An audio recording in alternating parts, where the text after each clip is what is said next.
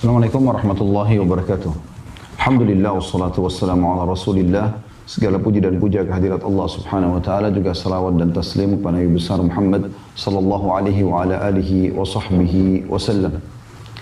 Saudaraku seiman, agama Islam adalah agama yang sempurna, meliputi segala sesuatu dalam kehidupan manusia, termasuk pada saat seseorang atau sosok manusia itu menghadapi permasalahan dari penyakit.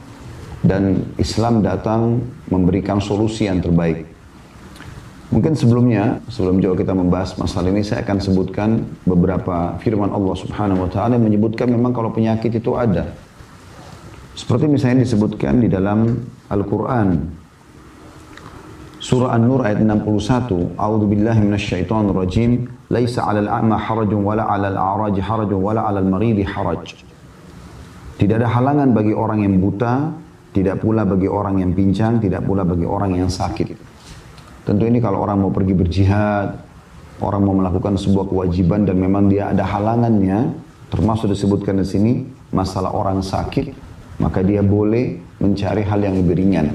Seperti misalnya seseorang biasa sholat berjamaah di masjid, pada saat dia sakit dia boleh berjamaah di rumah misalnya. Atau dia lagi tidak mungkin sholat berdiri, dia bisa sholat sambil duduk.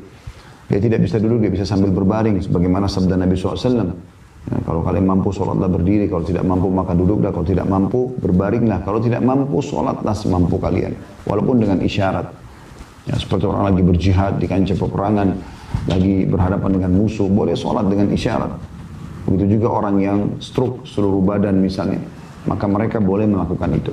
Tapi inti bahasan Allah SWT sebutkan di sini tentang wala alal maridi haraj. Dan orang-orang yang sakit pun tidak masalah untuk atau tidak perlu memaksakan diri. Begitu juga Allah Subhanahu wa taala memudahkan ya, di bulan Ramadan seperti ini, musafir, orang sakit ya, yang memang tidak mampu untuk berpuasa, mereka boleh berbuka, kemudian mereka boleh menggantikan atau dianjurkan menggantikan di hari yang lain. Sebagaimana Allah sebutkan dalam Al-Baqarah ayat 184, A'udzu billahi minasyaitonir rajim. وَمَنْ كَانَ مِنْكُمْ مَرِيضًا أَوْ عَلَى سَفَرٍ فَعِدَّةٌ مِنْ أَيَّامٍ أُخَرَ. Siapapun di antara kalian yang sedang sakit atau dalam perjalanan, lalu ia berbuka, maka wajiblah baginya mengganti di hari lain sebanyak hari yang ditinggalkan itu. Jadi ada keringanan bagi musafir, ya, bagi orang yang sakit untuk tidak berpuasa. Berarti penyakit juga disebutkan di sini ya. Dan cukup banyak ayat-ayat Al-Quran yang berbicara masalah itu. Hanya saya dalam Islam dibagi menjadi dua, ada penyakit jasmani, ada penyakit rohani atau biasa dibahasakan juga dengan penyakit hati. Kalau masalah penyakit hati, itu disebutkan dalam firman Allah Subhanahu wa taala dalam surah Al-Baqarah ayat 10. Al-Baqarah ayat 10. A'udzu billahi minasyaitonir rajim fi qulubihim maradun fazadahumullahu marada. Di dalam hati-hati mereka para orang-orang munafik ya, ada penyakit-penyakit yang Allah tambahkan penyakit di atas penyakit tersebut. Ya, seperti iri, dendam, semua itu putus asa. Ya, penyakit-penyakit yang berbahaya sekali sebenarnya yang tanpa bisa dideteksi secara medis, itu ada disebutkan dengan penyakit hati. Begitu juga disebutkan di dalam surah Al-Muddathir ayat 31. A'udzu billahi minasyaitonir rajim wa liyaqula alladziina fi qulubihim maradun wal kafiruna madza aradallahu bihadza mathala. Orang-orang yang di dalam hatinya ada penyakit dan orang-orang kafir mengatakan apakah yang dikehendaki oleh Allah dengan bilangan ini sebagai perumpamaan. Nah, jadi ada penyebutan tentang masalah penyakit. Lalu Allah Subhanahu wa taala simpulkan saudaraku seiman tentang masalah penyakit ini apapun sifatnya. Baik itu penyakit jasmani, rohani, ya. Allah menyebutkan dalam surah Asy-Syu'ara, Anda bisa buka surah Asy-Syu'ara ayat 80. A'udzu billahi minasyaitonir rajim. Nabi Ibrahim, melalui lisan Nabi Ibrahim alaihissalam beliau mengatakan wa idza maridtu fahuwa yashfin. Dan kalau aku sakit, hanya Dialah Allah yang menyembuhkanku. Jadi semua jenis penyakit itu akan bisa sembuh. Tapi memang pemberi kesembuhan yang sebenarnya adalah Allah Subhanahu wa taala. Kita manusia hanya bisa berikhtiar. Teman-teman sekalian, di dalam Islam tidak ada penyakit yang tidak ada obatnya. Itu sangat jelas dijelaskan oleh Nabi SAW dan ini dipegangi oleh setiap orang Muslim. Anda bisa renungi hadis yang pertama riwayat Imam Muslim, hadis nomor 2204. Kata Nabi SAW dari Jabir bin Abdullah radhiyallahu anhuma, likulli da'in dawa, fa idza usiba dawa'ud da'i bari'a atau bara'a biidznillah. Semua penyakit pasti ada obatnya. Ini sudah dipatok oleh Nabi SAW. Sebagai seorang Muslim kita harus yakin masalah ini. Kalau di dunia medis masih ada yang mengatakan obat ini belum ditemukan, maka belum ditemukan saja obatnya. Tetapi dalam syariat Allah Subhanahu wa taala dari 1400 tahun yang lalu sudah disampaikan. Tidak ada penyakit yang Allah ciptakan kecuali ada obatnya. Jika sesuai antara penyakit dengan obat, maka ia akan sembuh dengan izin Allah. Begitu juga dengan hadis Nabi SAW. Lebih jelas lagi, hadis riwayat Bukhari. Dari Abu Hurairah radhiyallahu anhu bahwasanya Nabi SAW bersabda, ma anzalallahu da'an illa anzalallahu lahu shifa. Allah tidak akan pernah menurunkan sebuah penyakit kecuali Allah akan turunkan bersama obatnya. Jadi semua ada obat. Begitu juga dengan hadis Nabi SAW, dan saya berharap ini teman-teman tim medis yang mengikuti acara kita, karena ini memang acara Zoom dari rumah sakit ya, dan teman-teman medis yang banyak yang ikut, maka saya berharap Anda sebagai dokter muslim, tim medis muslim tidak pernah melepaskan ya, ilmu Anda yang sudah Anda pelajari di alam medis ini dengan Islam. Karena kita tidak mengenal sistem sekuler. Sekuler memisahkan antara agama dengan ekonomi, agama dengan ilmu pengetahuan umum, agama dengan politik. Ini semua tidak ada dalam Islam. Karena Islam mengatur segala sesuatunya. Maka jadilah dokter muslim yang menggabungkan antara pengobatan medis yang sudah Anda pelajari dengan agama Islam. Ini harus menjadi pondasi dasar setiap muslim. Tidak ada penyakit yang Allah turunkan kecuali pasti ada obatnya. Artinya sangat terbuka pintu untuk mengadakan penelitian agar bisa menemukan obat-obat bagi penyakit yang dianggap di alam medis belum ditemukan. Sebagaimana juga sabda Nabi SAW pernah dalam riwayat Imam Ahmad, Usama bin Syarik radhiyallahu anhu, sahabat Nabi yang mulia berkata, ya Rasulullah, aku sedang sakit. Apakah aku berobat? Pertanyaan ini mungkin muncul bagi umumnya orang yang memang masih baru belajar Islam dan dia pikir kita tawakal saja, nggak usah berobat. Ini jawabannya sangat jelas. Pada saat sahabat ini mengatakan, ya Rasulullah, aku sedang sakit, apakah aku berobat? Dengarkan jawaban Nabi SAW. Naam ya ibadallah. Ya wahai hamba Allah.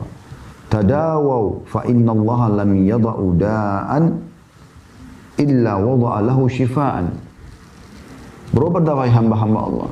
Karena Allah tidak pernah turunkan penyakit kecuali Allah datangkan obat bersamanya. Ghaira da'in wahid. Kecuali ada satu yang dianggap penyakit oleh manusia yang tidak ada obatnya. Qalu wa ma huwa ya Rasulullah? Mereka mengatakan, apa itu wahai utusan Allah? Qala al-haram. Kata beliau penyakit tua. Ini mirip juga dengan hadis yang lain. Ya. Hadis riwayat Imam Ahmad. Inna Allah lam yanzil da'an illa wa anzala lahu shifa. Allah tidak pernah turunkan penyakit sebagai pencipta langit dan bumi yang menerapkan dan menentukan segala sesuatunya. Tidak pernah menetapkan satu penyakit kecuali pasti sudah disiapkan obatnya. Alimahu man alimahu wa jahilahu man jahilahu. Diketahuilah bagi orang yang belajar dan tidak diketahui bagi orang yang tidak mempelajarinya.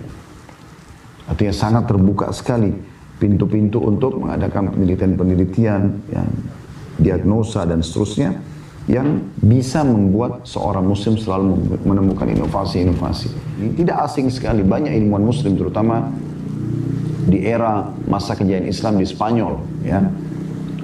Ada banyak sekali tokoh-tokoh muslim yang tampil menjadi tim medis yang sangat terkenal ya.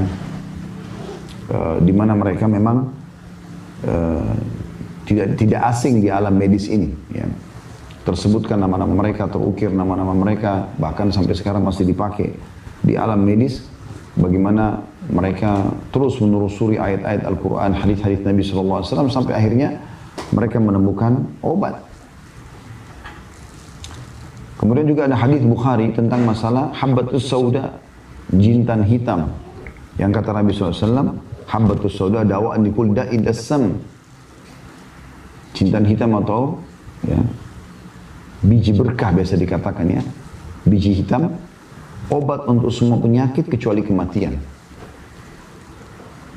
Maka alangkah indahnya kalau seorang dokter muslim menyatukan antara ilmu pengetahuan yang dia dapatkan di alam medis dengan apa yang diajarkan di dalam syariat Allah Subhanahu wa taala. Teman-teman sekalian, pengobatan yang diajarkan oleh Nabi SAW itu ada 3. Dan harusnya kita tidak luput dari ketiga ini. Yang pertama adalah pengobatan obat-obat alami. Ya. Obat-obat alami ini hanya menggunakan apa saja yang ada di sekitar kita. Contoh misalnya tentang penyakit demam, ya, yang sudah umum. Artinya semua orang pasti akan melalui di masa hidupnya demam. Kita lihat dalam hadis Bukhari Muslim bagaimana baginda Nabi SAW mengatakan innamal humma aw shiddatul humma min fayhi jahannam fa'abridu laha bil ma'. Sesungguhnya demam itu atau demam yang sangat berat berasal dari uapnya api neraka Jahannam. Maka dinginkanlah dengan air. Kata Ibnu Qayyim rahimahullah, segala bentuk kondisi demam saat panas tubuh meningkat tajam dapat diterapi dengan menggunakan air. Melalui 2 cara. Yang pertama, dari arah luar yakni dengan cara mengkompresnya menggunakan air dingin atau es dengan tujuan menurunkan derajat panas. Dan yang kedua, meneguk air melalui mulut sebanyak mungkin ketika sedang demam. Ini dapat membantu seluruh organ tubuh terutama 2 ginjal untuk kembali normal melakukan segala aktivitas tubuh. Dan hadis ini juga dikeluarkan oleh An-Nasa'i, Ibnu Majah, Malik dan yang lain. Bahkan ada sebuah athar yang sangat menarik yang diangkat oleh Ibnu Qayyim rahimahullah dalam buku beliau Tibbun Nabawi, pengobatan cara Nabi. Diriwayatkan oleh Abu Nuaim rahimahullah dari Anas ibn Malik radhiyallahu anhu secara marfu, "Idza humma ahadukum falyurashsha 'alaihi al-ma'al barid 3 layalin min as-sahar." Kalau salah seorang di antara kalian demam, hendaklah ia mengguyur tubuhnya dengan air dingin selama 3 malam di waktu fajar. Dan ini hadis disahihkan oleh Abu Nuaim, juga Abu Ya'la dan At-Tabarani dalam kitab Al-Awsat. Ya, jadi ini contoh bagaimana alaminya, ya, pengobatan alami air, semua orang bisa mendapatkan air. Begitu juga dalam hadis yang lain diriwayatkan Imam Ahmad dari hadis Hasan dari Samura, dikatakan demam adalah sebagian dari pakaian api neraka Jahannam, maka dinginkan api itu dari kalian dengan air yang dingin. Nah, ini contoh panduan nabawiyah, ya, secara kenabian untuk berobat alami. Ya. Begitu juga teman-teman sekalian, seseorang muslim tidak meluputkan apa yang sedang menimpa dia dari demam selain ikhtiar ini dengan pengobatan yang kedua, yaitu pengobatan ilahi. Ya. Pengobatan ilahi ini dengan 2 sisi, yaitu bagaimana dia meyakini bahwasanya penyakit ini Allah yang ciptakan, maka hanya Allah yang bisa sembuhkan, maka dia pun memohon kepada Allah, berdoa. Dan ada beberapa jenis doa nanti akan coba kita sebutkan insya Allah yang diajarkan Nabi SAW dengan memegang tempat sakit lalu membaca. Dan yang kedua adalah dia meyakini kalau semua penyakit itu akan menjadi pembersihan terhadap dosa-dosanya. Sehingga ini akan lebih membantu dia bersabar dalam menghadapi cobaan penyakit tersebut. Yang kadang-kadang membuat penyakit itu bertambah, mungkin teman-teman medis tidak asing dengan teori ini, adalah stres yang dimiliki oleh pasien. Karena dengan stres, beban pikiran, maka penyakitnya makin sulit untuk sembuh. Bagaimana caranya mengobati stres ini? Dia menerima sebagai takdir Allah Subhanahu wa taala. Ini sisi spiritualnya. Kalau dia bisa kita tanamkan, atau setiap pasien bisa menanamkan dalam dirinya, atau setiap dokter menanamkan kepada pasiennya. Kalau ini cobaan dari Allah Subhanahu wa taala, bersabarlah. Gitu kan?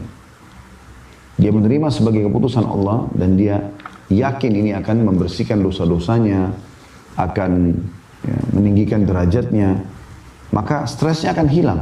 Bahkan para ulama salaf dulu, mereka sangat menikmati proses penyakit sampai kesembuhan.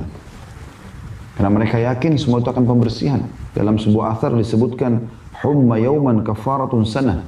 Demam sehari itu bisa membersihkan dosa setahun. Itu disebutkan oleh Ibnu Qayyim dalam buku beliau Tibbun Nabawi, riwayat ini. Begitu juga dalam hadis yang lain, ya, kata Nabi SAW, ada dosa yang tidak bisa dibersihkan atau tidak cukup dengan taubat, tapi Allah akan menguji seorang hamba itu dengan penyakit yang akhirnya membersihkan dosa-dosanya. Jadi kalau ada seorang muslim di akhir hidupnya justru kena penyakit kronis dan segala macam, maka itu teman-teman sekalian adalah pembersihan dosa. Dalam sebanyak hadis yang sahih disebutkan, kata Nabi SAW, Allah akan terus menguji seorang hamba di dirinya dengan penyakit, dengan gangguan orang, difitnah, diganggu, di keluarganya, di keturunannya, di hartanya, sampai dia dan keluarganya bertemu dengan Allah tanpa tersisa satupun dari dosanya. Dibersihkan dosa. Penanaman secara ilahi ini penting. Baik dokter kepada pasien ataupun pasien pada dirinya sendiri, sehingga stresnya hilang. Karena dia tahu ini adalah keputusan Allah, dia tahu ini akan membersihkan dosa-dosanya, dia tahu ini akan meninggikan derajatnya. Karena semua cobaan akan meninggikan derajat di surga. Ada orang-orang yang akan mendapatkan derajat yang sangat tinggi di surga karena cobaan-cobaan yang datang. Kata Nabi SAW dalam sebuah hadis sahih, nanti orang-orang yang cobaannya sedikit di dunia, ada cobaan tapi sedikit. Pada saat mereka melihat balasan yang luar biasa bagi orang yang cobaannya berat selama di dunia, dan mereka melalui dengan sabar, maka mereka berharap yang cobaannya sedikit ini kembali ke dunia, kemudian kulit mereka digunting-gunting. Betapa sakitnya kulit itu kalau digunting. Tapi kata Nabi SAW, kalau mereka melihat nanti pada hari kiamat balasan istana yang mewah, dayang-dayang dan segala macam, hanya karena penyakit-penyakit yang sedang menimpa seseorang, dan kemudian dia bersabar, dia berharap kembali ke dunia dan dicoba dengan yang lebih berat daripada penyakit orang-orang tersebut, dengan digunting-gunting kulitnya. Jadi ini penanaman pengobatan ilahi. Kita bisa tambahkan di pengobatan yang pertama, yaitu pengobatan alami ini dengan pengobatan medis. Tapi syaratnya teman-teman sekalian, ini perlu teman-teman medis garis bawah, terutama anda yang muslim, gitu kan. Kata Nabi SAW, Allah tidak menjadikan kesembuhan kalian pada hal-hal yang ia haramkan. Jadi kalau secara medis terbukti misalnya, meminum khamr bisa menyembuhkan penyakit ini misalnya, maka kita akan membantah, mengatakan tidak. Karena Allah mengharamkan khamr. Tidak mungkin. Urwah bin Zubair rahimahullah, anda bisa ketik di Google kisah tentang Urwah bin Zubair. Bagaimana pada saat kakinya kena penyakit dan harus diamputasi. Zaman dulu belum seperti sekarang dunia medis. Sekarang sudah ada obat bius, bisa dibius, ya, sehingga tidak sadar kemudian dipotong kakinya, bangun sudah selesai amputasinya. Zaman dulu tidak ada. Bagaimana caranya? Ini dalam kisah sahih, anda bisa ketik kisah Urwah bin Zubair rahimahullah. Ayahnya Zubair bin Awam, sahabat Nabi yang mulia, ini seorang ulama terkenal, ahli Al-Quran. Maka beliau pada saat mau dipotong kakinya, mau diamputasi, dokter mendatangkan khamr, minuman keras. Lalu kemudian dia bertanya, apa ini? Dokternya mengatakan, Anda harus minum. Karena kaki Anda akan saya potong dengan pisau ini. Kalau tidak, Anda akan kesakitan. Maka kata beliau, saya tidak akan pernah menyentuh minuman ini dalam keadaan saya sakit. Sedangkan dalam keadaan sehat saya tidak sentuh, apalagi dalam keadaan sakit. Ini cobaan sedang datang. Dan beliau sangat faham tidak mungkin Allah jadikan kesembuhan dengan itu. Ini sabda Nabi SAW. Gitu kan? Jadi kita harus sadari poin ini. Ini penting. Nah, kita bisa tambahkan di pengobatan alami ini selain menggunakan bahan-bahan alami, mungkin kalau zaman sekarang kita juga herbal. Dan lebih tepat lagi teman-teman kembali kepada pengobatan nabawiyah. Seperti kata Nabi SAW, kesembuhan pasti dikonsumsi madu, kemudian bekam, mengeluarkan darah kotor dengan cara dikop, ya. Kemudian kai ini menggunakan besi panas yang dikagetkan di tubuh. Namun Nabi SAW mengatakan, hanya saja aku melarang umatku menggunakan kai. Dalam riwayat yang lain, jadikan kai sebagai pengobatan terakhir kalian. Jadi, kita lihat di sini bagaimana Nabi SAW memberikan kita pengobatan. Madu, konsumsi, teman-teman sekalian. Bukan air madu, madunya dikonsumsi. Dan kalau madu alami, sebanyak apapun tidak ada masalah. Itu juga dengan habbatus sauda, jintan hitam. Itu juga dengan hal-hal yang lain yang diperintahkan oleh Nabi SAW cukup banyak. Kata Nabi SAW, ma mala'a adamiyun wi'a'an syarra min batni bihasbi ibni adam luqaymat yukimna sulbah fa in kana la budda fa'ilan fa thuluthun li ta'amihi wa thuluthun li syarabi wa thuluthun li nafsasi.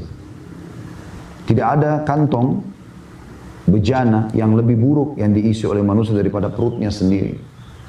Cukuplah seseorang itu mengkonsumsi beberapa suap makanan yang dapat menegakkan tulang punggungnya. Jadi kita sebenarnya tidak butuh makanan yang banyak, tapi yang penting kualitasnya. Gitu.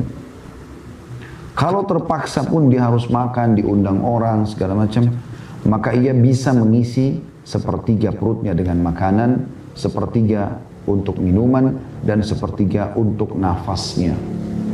Dan ini anjuran yang sangat luar biasa. Memandu kita pada kesehatan alami. Kemudian Anda boleh menggabungkan di pengobatan yang pertama ini, ya, pengobatan alami dengan pengobatan medis. Ya, mengkonsumsi obat-obat kimiawi yang memang dasarnya bukan bahan-bahan haram. Kemudian yang kedua tadi, pengobatan ilahi, ini juga ya, selain secara kejiwaan Anda meyakini ini cobaan dari Allah, Anda terima sebagai takdir sehingga stresnya hilang dan Anda lebih mudah menerima penyakit tersebut. Kemudian Anda juga yakin ini jadi pembersihan dosa, peninggian derajat. Dari sisi yang lain, Anda gunakan pengobatan-pengobatan ilahiyah yang diajarkan. Seperti membaca doa-doa. Ya, membaca doa-doa. Cukup banyak doa-doa yang diajarkan Nabi SAW. Seperti misalnya dalam hadis yang sahih. Kata Nabi SAW, siapa yang merasa sakit, hendaklah dia memegang tempat sakit. Misalnya bagian dada sebelah kiri. Kemudian dia memegang, lalu dia membaca Bismillah, Bismillah, Bismillah 3 kali. Dengan nama Allah, dengan nama Allah, dengan nama Allah. Kemudian dia membaca A'udhu bi'izzatillahi wa qudrati min syarri ma ajidu wa uhadhiru. Aku berlindung kepada Allah ya, dengan kemahamuliaan Allah dan kemahamampuannya dari segala sesuatu yang aku ya, khawatirkan. Dari semua keburukan yang aku rasakan dan aku khawatirkan. Dia pegang tempat sakitnya sebanyak 7 kali. Nah ini metode pengobatan ilahiyah. Gitu. Kemudian juga ada sabda Nabi SAW. Beliau pernah ada orang sahabat yang sakit. Ya. Tepatnya pada saat itu cucu beliau ya sakit. Kemudian beliau memperlihatkan telunjuknya. Kemudian beliau menyentuhkan ke tanah. Lalu kemudian beliau membaca Bismillahi turbata ardina. Dengan nama Allah dan kesucian tanah kami. Biriqati ba'dina. Dengan sebagian ludah kami. Yushfa bihi saqimuna. Disembuhkanlah orang sakit di antara kami. Kemudian Nabi SAW meniup ujung jari tersebut lalu menempelkan di tempat yang sakit. Beliau juga pernah bersabda dalam hadis yang sahih. Siapa yang menjenguk orang yang sakit kemudian dia membaca 7 kali, maka pasti Allah akan menyembuhkan orang tersebut selama ajalnya belum datang. 7 kali ini potongannya sangat ringan. As'alullahal azim, aku memohon kepada Allah yang maha agung, Rabbal arsyil azim, pemilik singgasana yang agung, ayyashfiyaka, agar menyembuhkanmu. Kalau perempuan, ayyashfiyaki. Saya ulangi, as'alullahal azim, aku memohon kepada Allah yang maha agung, Rabbal arsyil azim, pemilik singgasana yang agung, ayyashfiyaka, agar menyembuhkanmu. Dibaca 7 kali. Ini ada jaminan dari utusan Allah sampai pencipta langit dan bumi. Kalau Anda sedang sakit, Anda sedang ada masalah, yang menciptakan Anda Allah, yang menciptakan penyakit dan masalah itu Allah, yang bisa menghilangkan adalah Allah. Kalau Anda sedang mendapatkan nikmat, yang menciptakan Anda Allah, yang menciptakan nikmat itu Allah, yang bisa juga mempertahankan hanya Allah. Maka utusan Allah menyampaikan masalah itu. Sampai membacanya 7 kali pada saat menjenguk orang sakit, dipastikan sembuh orang tersebut selama ajalnya belum datang. Kenapa Anda teman-teman medis nggak lakukan ini? Kenapa Anda tidak pada saat pasien datang, Anda memulainya dengan mengajaknya berdoa misalnya. Lalu Anda membacakan 7 kali doa ini, tulis di meja Anda. As'alullahal azim, Rabbal arsyil azim, ayyashfiyaka. Baca 7 kali. Kemudian setelah itu baru Anda boleh menggabungkan dengan yang metode pengobatan. Anda berikan resep misalnya. Anda berikan vitamin, Anda berikan obat. Karena metode yang ketiga adalah menggabungkan keduanya. Jadi metode yang pertama, pengobatan alami, masuk dalamnya juga bisa medis tadi saya katakan. Atau pengobatan alami adalah menggunakan bahan-bahan alami yang memang Allah sudah ciptakan di sekitar kita. Kemudian metode yang kedua adalah pengobatan ilahi, dan metode yang ketiga adalah menggabungkan keduanya. Dan ini yang paling sempurna adalah menggabungkan keduanya. Ya. Teman-teman sekalian, ada beberapa hal yang mungkin perlu digarisbawahi juga dalam masalah pengobatan ini, ya. Yaitu bagaimana Islam telah menekankan kepada kita metode pengobatan selain tadi yang sudah saya sebutkan itu ya. Ada yang secara alami sebenarnya bisa menyembuhkan penyakit Anda. Karena memang sebabnya itu bukan penyakit. Bukan virus, bukan bakteri. Penyebabnya justru hal-hal yang memang dilarang dalam Islam. Sehingga kalau Anda tinggalkan, Anda secara alami akan jauh dari penyakit. Seperti contoh, semua penyakit hati ya, dendam. Islam melarang kita dendam. Tidak boleh dendam. Islam melarang kita putus asa. Bahkan Imam Madzhabi rahimahullah, seorang ulama, memasukkan putus asa bagian daripada dosa besar. Kita nggak boleh, teman-teman sekalian, iri. Yang akhirnya selalu merasa jengkel, dongkol. Kenapa orang ini lebih kaya, kenapa orang ini lebih cantik, kenapa orang ini lebih pintar. Ini nggak boleh, dilarang dalam Islam. Bahkan kata Nabi SAW, hati-hati kalian dengan iri dan dengki ini, karena dia bisa membakar pahala sebagaimana api membakar kayu bakar. Boleh gibtah. Apa itu gibtah? Mirip seperti itu. Jadi misalnya ada orang punya kelebihan, kita minta agar Allah memberikan kita kelebihan yang sama, tapi tanpa berharap hilang kelebihan itu dari dia. Misalnya ada seseorang pintar, kita berharap, ya Allah berikan juga saya kepintaran sebagaimana Kau berikan kepada dia. Itu boleh, tapi tanpa berharap hilang dari dia. Itu namanya ghibtah dalam agama Islam. Tapi kalau mirip dengan hasad ya, kalau hasad yang dilarang, iri yang dilarang adalah Anda merasa iri dan Anda berharap hilang dari dia. Ini hukumnya haram, tidak boleh dalam Islam. Ini contoh, berapa banyak orang muncul penyakit dari sini. Berapa banyak masalahnya itu. Karena dia selalu iri dengan orang. Yang dia pusingin setiap hari adalah kelebihan yang dimiliki oleh orang lain. Dia bukan menggali potensi dan skill dia. Ini sebenarnya secara alami sudah dilarang dalam agama. Artinya kalau Anda tinggalkan, Anda akan jauh dari banyak penyakit. Ya kan? Ini contoh. Kemudian juga puji-pujian. Melawan satu karena puji-pujian. Kadang-kadang ada orang tidak mampu karena sudah tua, tapi karena dia gila pujian, tanda kutip, maka dia memaksakan diri. Ini kan juga termasuk dilarang dalam agama Islam. Ada istilah riya dalam agama, nggak boleh. Gitu. Sebaliknya, kita dalam Islam disuruh ikhlas, disuruh tawakal, disuruh dermawan, ya. Disuruh yakin dengan janji-janji Allah dan seterusnya. Itu kan secara alami ya. Kalau Anda jauh ini, insya Allah Anda akan dapat pahala dari sisi spiritualnya, agamanya, dan Anda juga jauh dari banyak penyakit. Sebaliknya kalau Anda terjerumus dalam penyakit-penyakit hati ini, ya, maka dia akan lebih berbahaya daripada penyakit yang penyebabnya adalah dari luar, virus ataupun bakteri.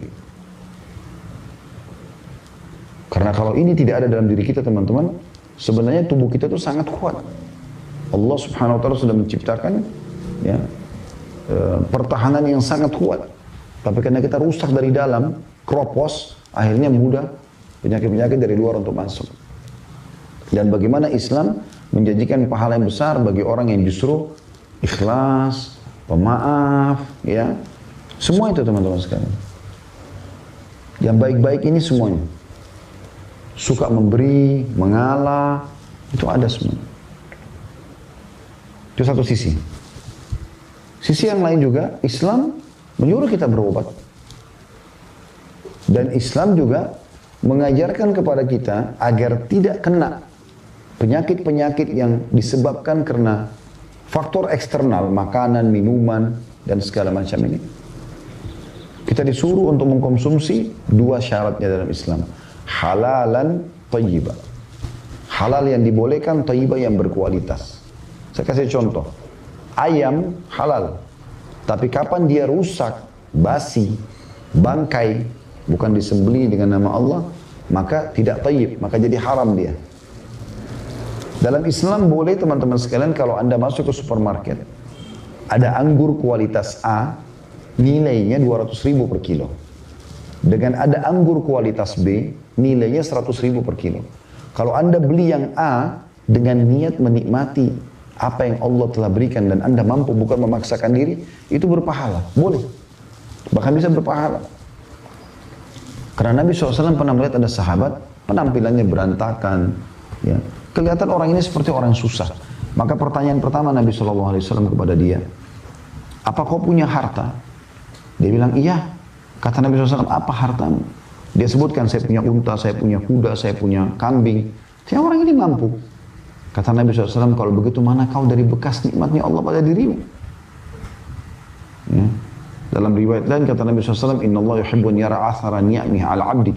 Allah suka melihat bekas nikmat pada hambanya. Kita disuruh makan yang berkualitas. Selain halal berkualitas, thayyibah. Kita disuruh pakai baju yang terbaik, kita disuruh menghirup udara yang paling bersih, kita disuruh memiliki rumah yang bersih, yang besar, yang bagus. Tidak ada masalah, tidak ada larangan dalam Islam. Yang penting jangan mubazir, jangan berlebihan. Jangan juga pelit, kita berada di tengah-tengah. Islam tidak pernah melarang Anda menikmati semua itu. Kan ini faktor-faktor yang membuat memang pertahanan tubuh kita sangat bagus. Selain daripada itu, kita juga ada anjuran dalam Islam.